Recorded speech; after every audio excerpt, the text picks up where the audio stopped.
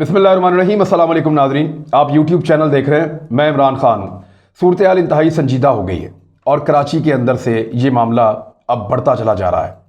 Even Karachi में बहुत सारे पुलिस अफसरान हैं जो आला पुलिस अफसरान हैं, उन्होंने छुट्टियों पर जाने के लिए दरख्वास्तें दे दी हैं और वो ये कह रहे हैं कि हम इन हालात में काम नहीं कर सकते, बड़ी बेइज्जती हम महसूस कर रहे हैं और हमारी गैरत जो है वो गवारा नहीं करती इन हालात के अंदर यहाँ पे काम करना, लिहाजा हम छुट्टी लेकर जा रहे हैं। ये कौन लोग हैं? पुलिस वाले।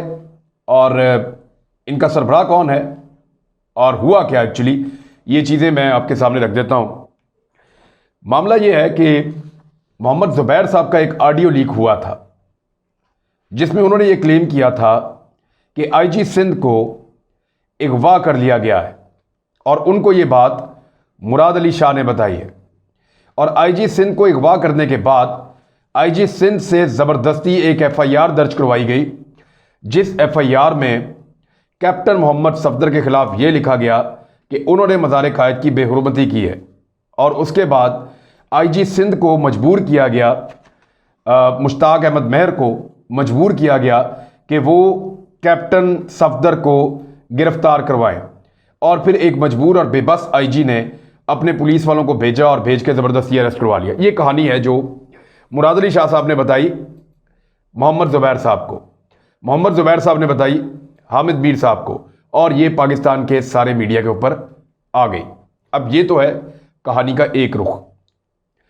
आज जब मुराद अली शाह साहब जो सिंध के वज़ीर आला हैं वो प्रेस कॉन्फ्रेंस करने के लिए आए तो उन्होंने इस बारे में कोई बात नहीं की, बल्कि उन्होंने एक जुमला कहा कि जो मेरी मर्जी के मुताबिक होगा मैं वो बोलूँगा। यानी इस सवाल के जवाब में कि कल जो इल्ज़ाम लगा कि आपके आईजी को अगवा किया गया, क्या वाकई आईजी को अगवा किया गया है? तो इस पे मुराद अली शाह साहब को कहना चाहिए था कि उनका ये स्टेटमेंट था या नहीं था, या उन्होंने मोहम्मद ज़ुबैर साहब को ये बात बताई थी या नहीं बताई थी, बल्कि वो इस पर खामोश रहे और उन्होंने इस पर कुछ नहीं कहा।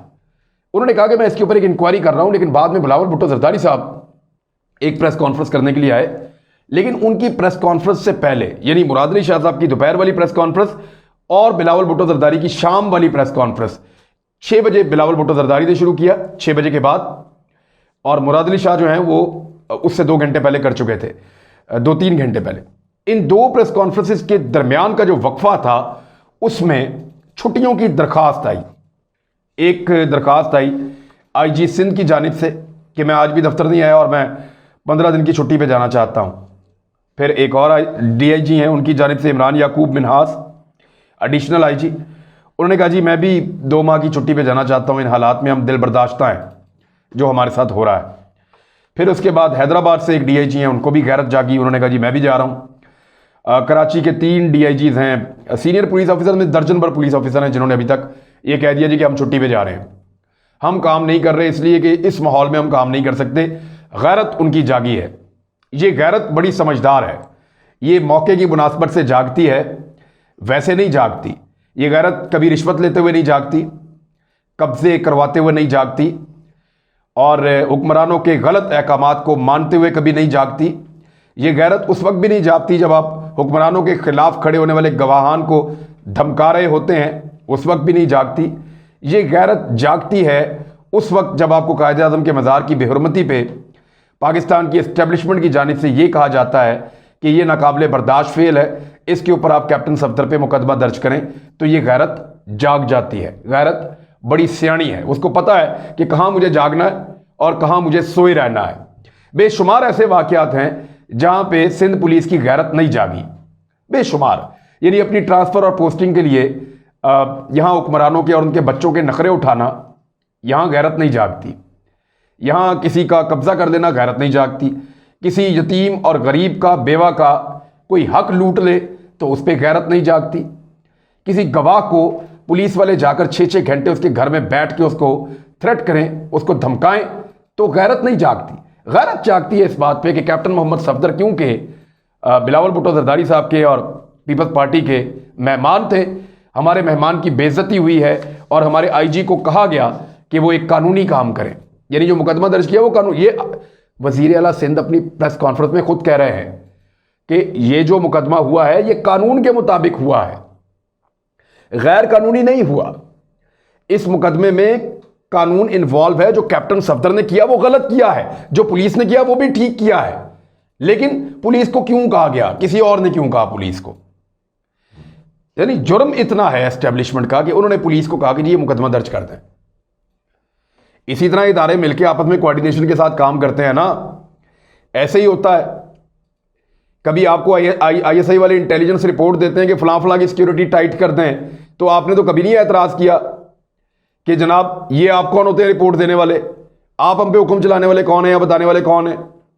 और अगर कभी ISI वाले या कोई और एजेंसीज वाले आपको कुछ इंफॉर्मेशन प्रोवाइड कर रहे होते हैं तो उसके ऊपर तो आपने कभी नहीं कहा, और उनको आप मदद के लिए बुलाते हैं तो तब भी आपने कभी नहीं कहा। तो ये कोऑर्डिनेशन के साथ इदारे मिलकर काम करते हैं। IG साहब को अप्रोच किया गया एस्टेब्लिशमेंट की जानिब से, इदारों की जानिब से, और उन्होंने ये कहा कि ये एक इंतहाई हसास मामला है, लोगों की बहुत दिल आज़ारी हुई है, तो इसके ऊपर एक FIR दर्ज होनी चाहिए, ये ज्यादती है और ये ट्रेंड पड़ जाएगा, जो मर्जी आए और मज़ार कायद पे इस तरह नारेबाजी करे और उसकी बेहरमती करे। बहरहाल ये उनकी सोच थी। इसमें पॉलिटिक्स इन्वॉल्व होने का पीपल्स पार्टी कह रही है, मे बी इसमें पॉलिटिक्स इन्वॉल्व हो भी। आप हर चीज़ को पसे पुछ तो नहीं डाल सकते, हो सकती, लेकिन मामला यह है उन्होंने कोई गैर कानूनी काम करने का तो नहीं कहा। उन्होंने आपको यह तो नहीं कहा कि इसका पर्चा मुराद अली शाह पे दे दें, कि वहां पे भंगड़े डालें कैप्टन सफदर ने और फलांग के अंदर गए कैप्टन सफदर और पर्चा दे दें आप मुराद अली शाह साहब पे, ये तो नहीं कहा उन्होंने आपको और भी कोई गैर कानूनी काम नहीं कहा। एक काम का उसका कानून आपके सामने रखा जी FIR दे दें, तो आपने ये FIR दे दी है। FIR जो है उसको लीगल कह रहे हैं वजीर आला सिंध, पुलिस की एक्टिविटी को सारी को लीगल कह रहे हैं वजीर आला सिंध। कैप्टन सफदर ने जो किया उसको गलत कह रहे हैं वजीर आला सिंध। लेकिन एतराज पुलिस वालों को इस बात पे है कि हमें क्यों ये कहा गया कि ऐसा करना है और ऐसा नहीं करना। इससे पहले आपको दर्जनों मरतबा कहा गया, आपकी गैरत तो नहीं जागी। इससे पहले आपको रोजाना सियासतदान ये कहते हैं ये काम कर दो, ये काम ना करो, वहां तो आपकी गैरत नहीं जागती। आपको रोजाना कहते हैं फलां को ट्रांसफर कर दो, फलां को पोस्टिंग कर दो, फलां को इधर ले आओ, फलां को उधर भेज दो, फलां जगह पे फलां मेरा आदमी है उसका ख्याल करना, ये फलां बंदा मेरा नाम लेके आ रहा है, मेरी पर्ची लेके आ रहा है, इसका ख्याल रोजाना होता है। मैं क्राइम रिपोर्टर रहा हूं, ये पंजाब में होता है, सिंध में होता है, हर सूबे के अंदर होता है, हर थाने के अंदर होता है।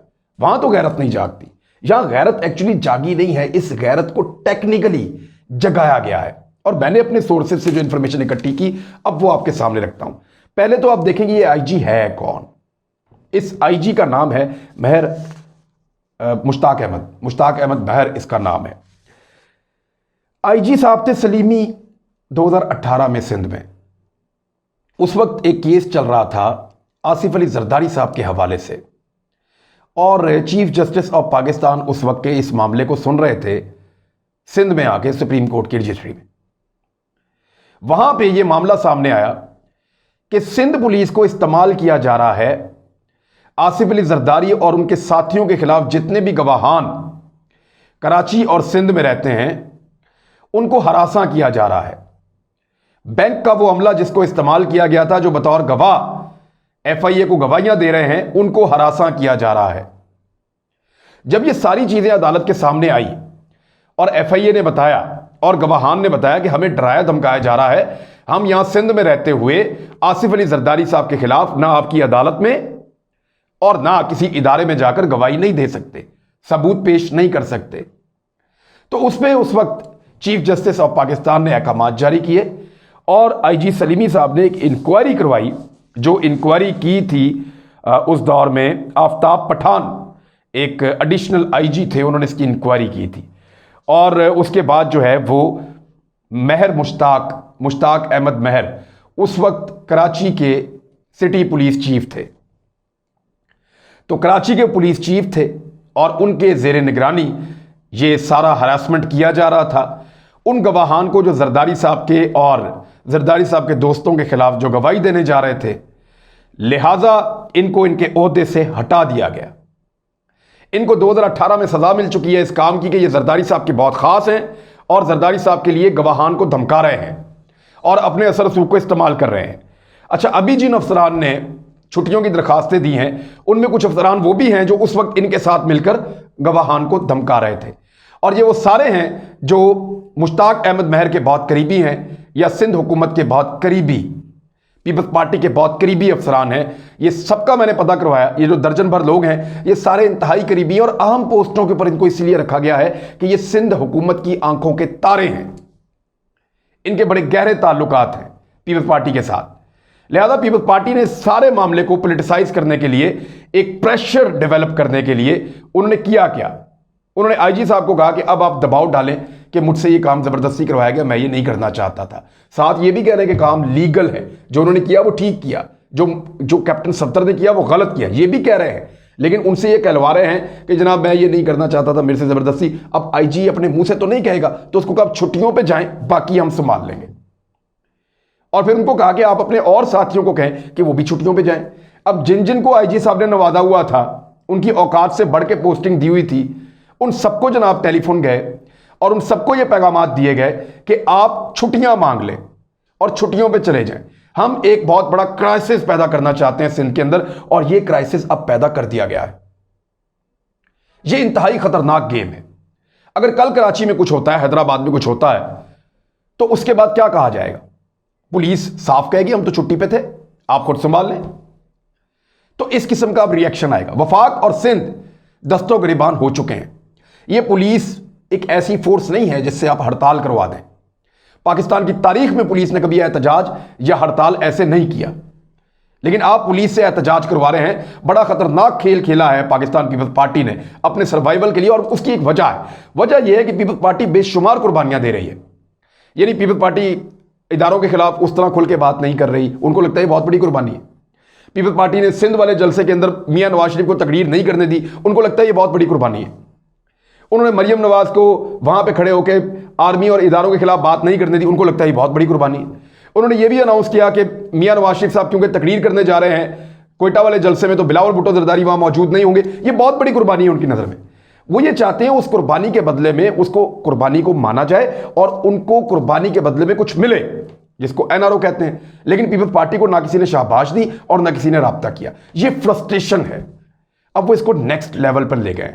ये वफाक और सिंध के बीच में एक बड़ी खराब सूरत हाल पैदा होती जा रही है, और इस सूरत हाल का नतीजा खुदा न खास्ता सिंध में गवर्नर राज की सूरत में भी निकल सकता है।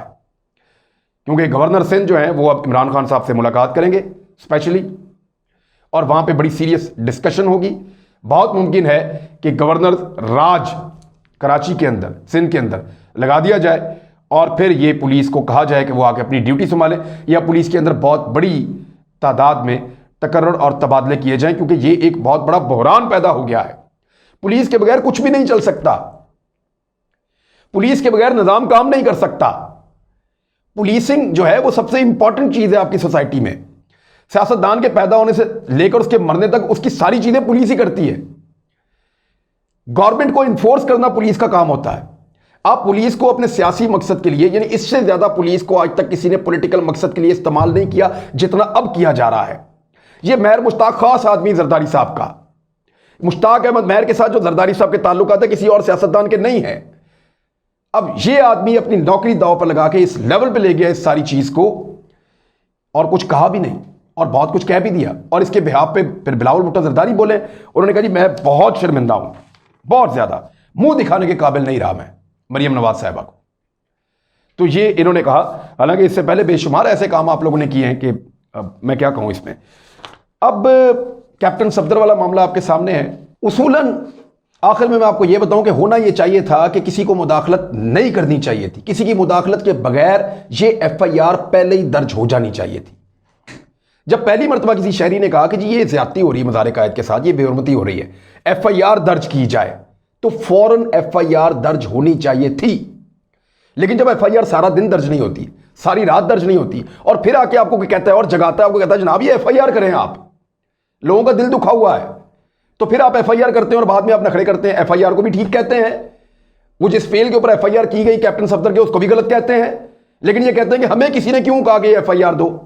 भैया आप खुद दे देते एफआईआर, सारा दिन आपके पास था, अगला सारी रात आपके पास थी, आप वो काम करना ही नहीं चाह रहे थे। लिहाजा आपको याद दहानी करवाई गई कि बाबा कौम के मजार की बेहुरमती के ऊपर जागो और एफआईआर दो। अगर ये एफआईआर सिंध पुलिस खुद देती, यानी इनको इस बात पे गैरत नहीं आई कि एक आदमी आया और वो आके जंगला फलांग के अंदर चला गया और बाबा कौम की कब्र पे खड़ा होकर ऊंची ऊंची अपने पॉलिटिकल नारे लगा रहा है और उछल उछल के लोगों को कह रहा है तुम भी बोलो। उस पर गैरत नहीं जागी, इस बात पे जाग गई कि हमें आकर किसी ने फौज में से कहा कि जनाब आपको FIR देनी चाहिए। वेरी गुड, गैरत बड़ी सियाणी है, मैंने आपको पहले कहा था। अब तक के लिए इतना ही, अपना ख्याल रखिए, नजर रखेंगे इन चीज़ों पर, हमारे चैनल का भी ख्याल रखिएगा। अल्लाह हाफिज़।